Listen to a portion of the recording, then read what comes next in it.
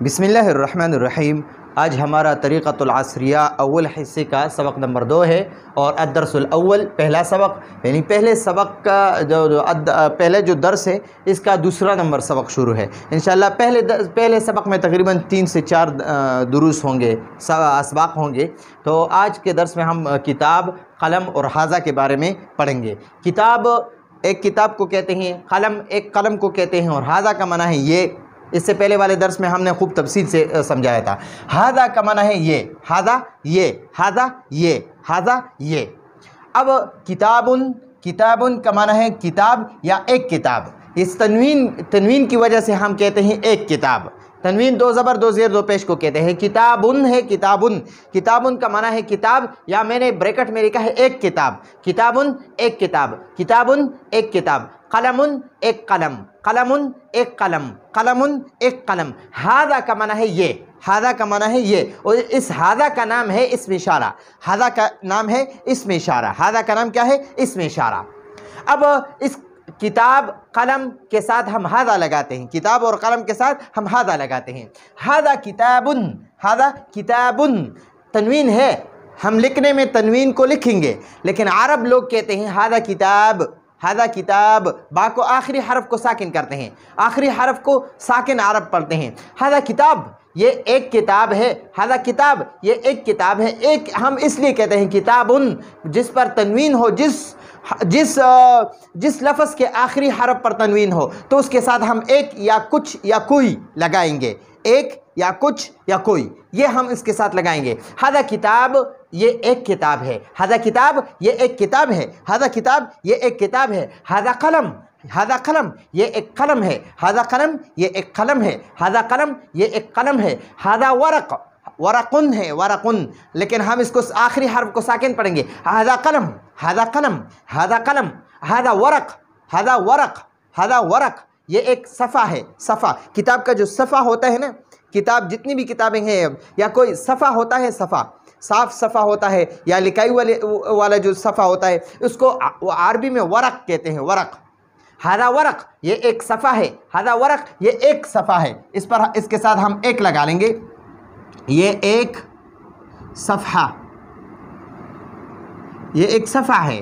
ورقن، اس تنوین کی وجہ سے ہم اس کے ساتھ ایک لگاتے ہیں۔ حاضہ ورق، حاضہ ورق یہ ایک صفحہ ہے، حاضہ ورق یہ ایک صفحہ ہے، حاضہ ورق یہ ایک صفحہ ہے۔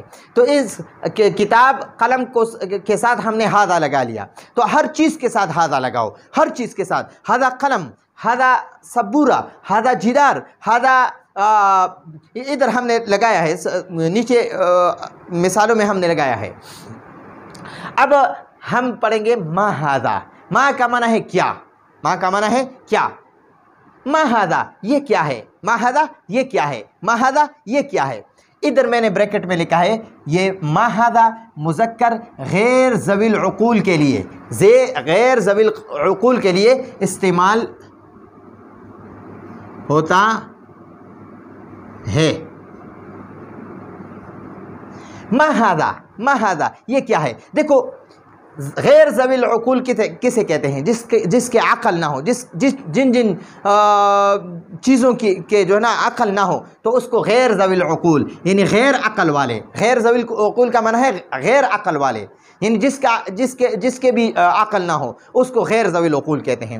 تو مخلوقات اللہ پاک نے بہت زیادہ پیدا کی ہیں۔ بعض کتابوں میں لکھے ہیں 18,000، بعض میں 24,000 لکھے ہیں، بعض میں 2 لاکھ مخلوقات لکھے ہیں۔ لیکن جتنے بھی مخلوقات ہیں ان تمام مخلوقات میں صرف 3 چیزوں کی عقل ہے، تین عقل والے ہیں، اور تمام مخلوقات غیر ذوی العقول ہیں، یعنی غیر عقل والے ہیں۔ مخلوقات 2 قسم پر ہے، مخلوقات کی 2 قسمیں ہیں، 2 قسمیں، ایک عقل والے اور ایک بے عقل، یعنی جن کے عقل نہ ہو۔ ٹھیک ہے، عقل والوں میں 1 نمبر پر انسان ہے، انسان کو اللہ نے عقل دیا ہے۔ دوسرے نمبر پر فرشتوں کو اللہ نے عقل دیا ہے، اور تیسرے نمبر پر جنات۔ یہ 3 تمام مخلوقات میں سے صرف 3 مخلوق ایسے ہیں جن کو اللہ نے عقل دی ہے، وہ ذوی العقول ہے، جن کی عقل ہو اس کو ذوی العقول کہتے ہیں، اور جن کی عقل نہ ہو اس کو غیر ذوی العقول کہتے ہیں، یعنی غیر عقل والے. ایک نمبر ایک عقل والے، اور اس کو دوسرے نمبر کو غیر عقل والے، یعنی جن کی عقل نہ ہو اس کو غیر ذوی العقول کہتے ہیں. غیر ذوی، ذی کا معنی ہے والا، اور عقل کو کہتے ہیں غیر ذوی العقول، اور جو عقل مند ہے اس کو ذوی العقول کہتے ہیں، ذوی العقول. تو ٹھیک ہے، تو ما ھذا غیر ذوی العقول کے لیے استعمال ہوتا ہے، جن کی عقل نہ ہو، یعنی انسان، فرشتے اور جنات کے لیے ما ھذا استعمال نہیں ہوگا، ان کے لیے من ھذا استعمال ہوگا، من. ٹھیک ہے، دوسرے سبق میں انشاءاللہ اس کو ہم سمجھیں گے. ما ھذا کا معنی ہے یہ کیا ہے، ما ھذا یہ کیا ہے، مذکر غیر ذوی العقول کے لیے استعمال ہوتا ہے. اب ہم چیزوں کے بارے میں پوچھتے ہیں. ما ھذا یہ کیا ہے، ما ھذا یہ کیا ہے. ھذا کتاب یہ ایک کتاب ہے. ما ھذا یہ کیا ہے، ھذا کتاب یہ ایک کتاب ہے. تو دیکھو، کتاب نہ انسان ہے، نہ فرشتہ ہے، نہ جنات میں سے ہے. ٹھیک ہے، تو جب ان تین چیزوں میں سے نہ ہو تو اس کو غیر ذوی العقول کہتے ہیں، یعنی غیر عقل والے، ان کی عقل نہیں ہے. تو ما ھذا کا معنی ہے یہ کیا ہے، ھذا کتاب یہ ایک کتاب ہے. ما ھذا یہ کیا ہے، ھذا کتاب یہ ایک کتاب ہے. ما ھذا یہ کیا ہے، ھذا کرسی یہ ایک کرسی ہے. اس تنوین کی آخری حرف پر جو تنوین ہے، اس کی وجہ سے ہم یہ ایک کا لفظ استعمال کرتے ہیں. ایک کرسی، ایک کتاب، ایک قلم، ایک میز، ایک دروازہ، ایک کھڑکی، ایک دیوار. یہ ایک ہم جو استعمال کرتے ہیں آخری حرف پر تنوین کی وجہ سے. یہ آخری حرف پر تنوین موجود ہے تو ہم ایک کا لفظ لکھیں گے اور بولیں گے بھی، اور تلفظ میں اس تنوین کو ہم ساکن پڑھیں گے، تنوین والے حرف کو ہم ساکن پڑھیں گے. ھذا کتاب یہ ایک کتاب ہے. ھذا کرسی یہ ایک کرسی ہے. پھر پوچھتے ہیں ما ھذا یہ کیا ہے، ما ھذا یہ کیا ہے. تو جواب دیتے ہیں ھذا قلم قلم ہے.